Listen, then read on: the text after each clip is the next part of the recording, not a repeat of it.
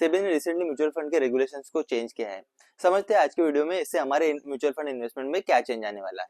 सबसे पहले तो सेबी ने फंड कैटेगराइजेशन फ्रेमवर्क को चेंज किया है।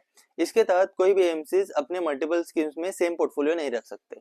मतलब एचडीएफसी अगर अपने दो म्यूचुअल फंड चला रहा है जिनमें 50% या उससे ज्यादा इन्वेस्टमेंट सेम असेट में है, तो उन्हें वो दो स्कीम्स को मर्ज करना होगा या फिर किसी एक स्कीम को रीबैलेंस करना होगा। पहले क्या होता था, इन्वेस्टर इन तरीके के दो म्यूचुअल फंड को बाय करते थे, उन्हें लगता था कि उन्होंने डाइवर्सिफिकेशन कर लिया है, लेकिन एक्चुअली दोनों म्यूचुअल फंड सेम असेट में इन्वेस्ट करते थे, तो उन्हें एक्चुअल डाइवर्सिफिकेशन नहीं मिलता था।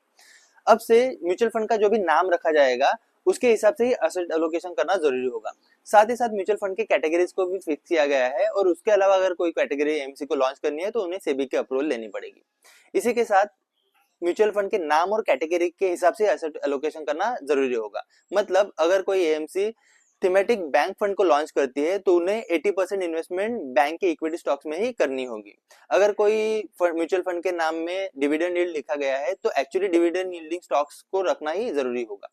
इन तरीके के फ्रेमवर्क की वजह से म्यूचुअल फंड इन्वेस्टमेंट में ट्रांसपेरेंसी आएगी और मिससेलिंग या मिसलीडिंग अवॉइड होगी। पहले हमें total expense ratio mutual fund के अगेंस्ट दिखाई देता था, लेकिन सेबी ने अभी मैंडेट किया है कि उसके कंपोनेंट्स यानी फंड चार्जेस, टैक्सेस, ब्रोकरेजेस को अलग अलग दिखाना जरूरी होगा, जिससे ज्यादा ट्रांसपेरेंसी रहेगी। साथ ही साथ ब्रोकरेज जो डेरिवेटिव या कैश सेगमेंट में पे किया जाता है उस पर कैपिंग भी लाई गई है। एएमसी जो भी फिजिकल गोल्ड या सिल्वर अपने स्कीम में होल्ड करते थे उन्हें पहले इंटरनेशनल मार्केट के हिसाब से प्राइस किया जाता था, लेकिन अभी इंडियन प्राइसेस के हिसाब से वैल्यू किया जाएगा।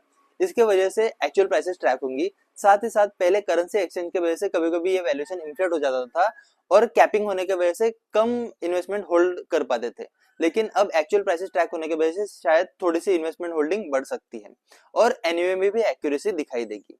साथ ही साथ बाकी स्कीम्स में भी सेबी ने गोल्ड और सिल्वर में इन्वेस्टमेंट अलाउ की है। पहले एएमसी सोल्यूशन ओरिएंटेड स्कीम बेचते थे, यानी रिटायरमेंट प्लान या फिर चिल्ड्रन एजुकेशन प्लान। ये प्लान बाकी म्यूचुअल फंड की तरह ही होते थे, लेकिन आपके गोल के हिसाब से उसमें लॉक इन डाला जाता था, जिसकी वजह से लिक्विडिटी कम होती थी। तो एक्चुअली इन्वेस्टर का इनमें कुछ भी फायदा नहीं था। ये सारे स्कीम सेबी ने अब बंद कर दिए गए हैं। सेबी ने लाइफ साइकिल बेस्ड फंड को अलाउ किया है। ये फंड कैसे काम करते हैं? अज्यूम करो मैंने चाइल्ड एजुकेशन के लिए म्यूचुअल फंड लिया, 20 साल उसमें इन्वेस्ट किए, लेकिन पैसा निकालने के समय कोविड आया जिससे मेरे रिटर्न बहुत कम हुए।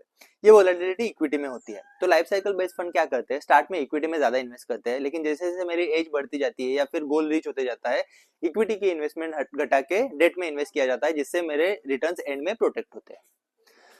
इन सारे चेंजेस की वजह से अब से म्यूचुअल फंड इन्वेस्टमेंट में आपको ज्यादा ट्रांसपेरेंसी दिखेगी, इन्वेस्टर की मिसलीडिंग या फिर मिस सेलिंग अवॉइड होगी, आप एक्चुअल डाइवर्सिफिकेशन कर पाओगे, साथ ही साथ आप गोल ओरिएंटेड इन्वेस्टमेंट भी कर पाओगे।